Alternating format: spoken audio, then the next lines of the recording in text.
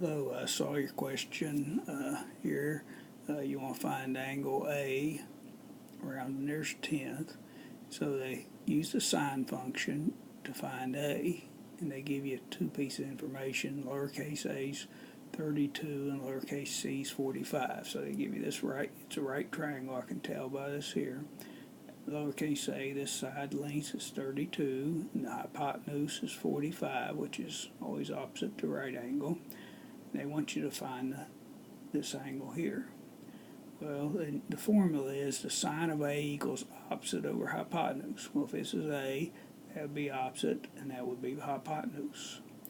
And so the sine of A would be equal to 32 over 45, where A equals the inverse sine of 32 over 45.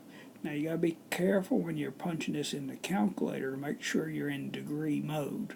There is another mode called radian mode, so depending on your calculator, make sure you're in degree mode. And if you punch that in your calculator in degree mode, you get about 45.3 degrees. It says round the nearest tenth.